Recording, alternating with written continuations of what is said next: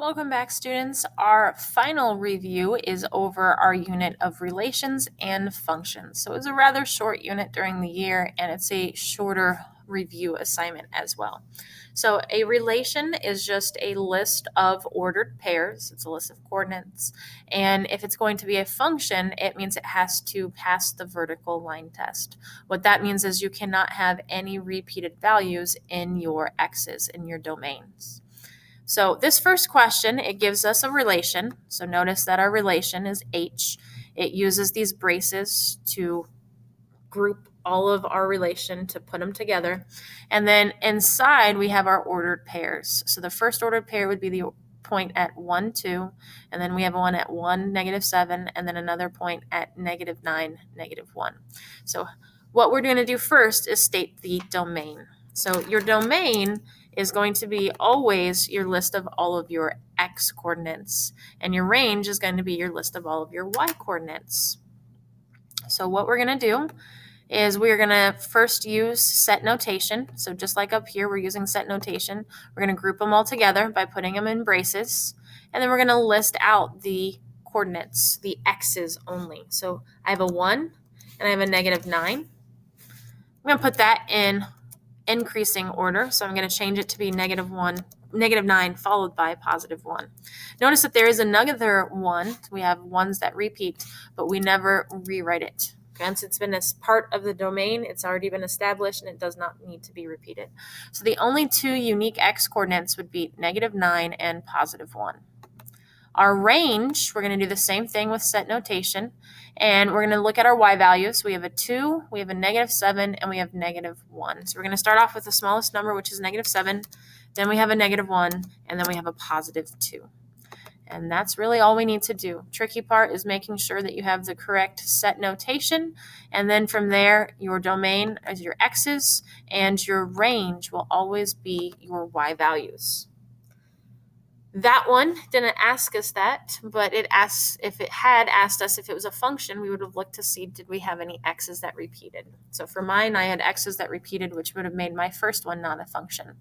That's specifically what question number 2 is looking for. Is your relation a function or not?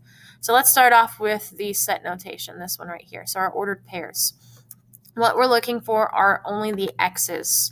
So here we have our x coordinate, our x coordinate, our x coordinate, and our x coordinate. Okay. We have n, d, n, d. We had repeating values, so because we have repeating values, that means that this is not a function. Our fourth relation, we have -7, -2, -3, -3. Again, I only look at the x coordinates, and once again, we have -3, -3, which is repeating, which means it's not a function. Here's how a mapping works. The arrow is showing you which go together. So in this case, our domain, we're saying that paper pairs with -1, desk pairs with -9, leaf pairs with 1, and chair pairs with -2. So notice there's just one arrow coming out of each of those elements in the domain, which means that it's just paired with one element in the range, which means that there aren't any repeating x's, which means that this first one would be a function. All right, our second one, if we look at -2, it gets paired with 3. We have -9, it gets paired with -4. We have -1, which gets paired with 2, 1, which gets paired with -4, and 2, which gets paired with 3. So once again, I'm just looking at my x's. I don't care about my y values. I only care about the x's. Do the x's repeat? So this -2, -9, there's only one arrow coming out of all of these, which means that there aren't any repeating values, which means that my first two were functions and my second two were not. What's the key to look for with functions? Do you have any repeating elements of the domain? Do you have any repeating x values?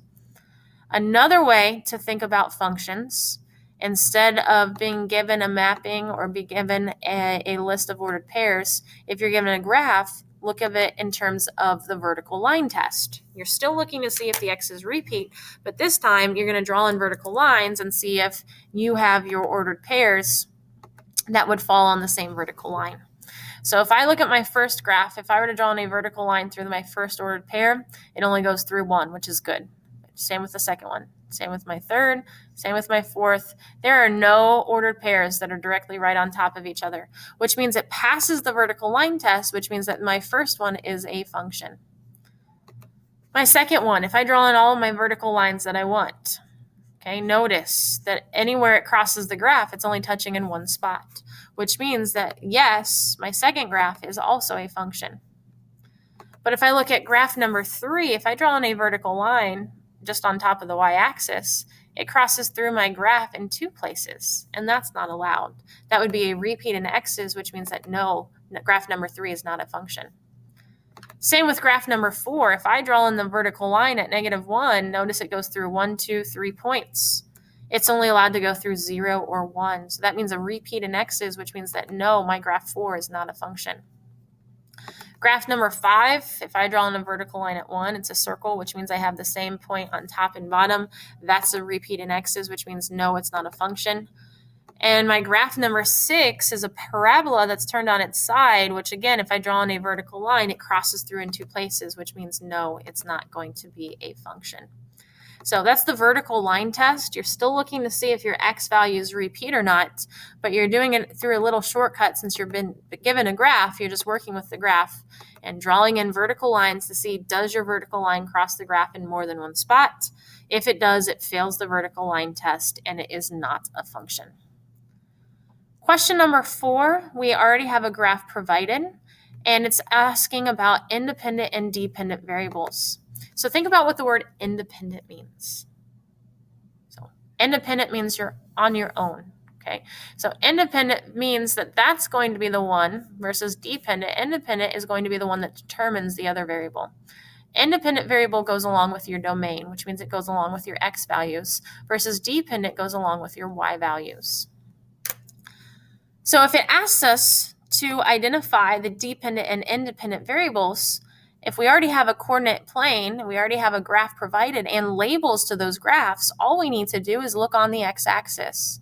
The weight of a package is going to determine how much it costs to mail the package. It might have been a while since you've gone to the post office to mail something, but if you take in a really small package compared to a really big package, your costs are going to be different. What determines that cost? Well, it is the weight of the package. So the independent variable, look along the x-axis. That is going to be your independent variable. What's it say on the y-axis? That's your dependent variable. So my weight of the package is going to determine the cost to mail. My other one is in the form of a table. Same thing. If they had given me a graph, I'd look at the x's, okay, but this time it's been given to me in a table, so I'm still looking at my x's. The number of training miles is going to determine the time to finish the race in minutes. Right? So if you're a runner, just think about running. If you don't go out and you don't practice, you're not going to be very good unless you go out and practice. Practice is what makes you better at anything. All right, so the number of miles, training miles, is going to help determine the time it's going to take him to finish the race. So x is the independent variable. So here where it says independent variable, it's going to be the number of training miles. Dependent variable is the y, which is the time to finish the race in minutes. All right, so again, main thing to take away from those are your independent variable that goes along with your x's, your domains, and your dependent variable goes along with your y values, which means your range. Fifth and final question on this one is something called function notation. So it looks kind of funny. Okay, so here I have the function h of x equals 4x minus 5. This is just a fancy way of saying y equals 4x minus 5. The only difference is this h is the name of the function. Okay, so just like you have a different name compared to your sibling, we name functions differently. So sometimes we have 2 functions. One will be named h, one will be named g. One will be named g, one will be named f, and so on. So they have unique names. We just use a letter to represent those. What's inside the parentheses is known as the input.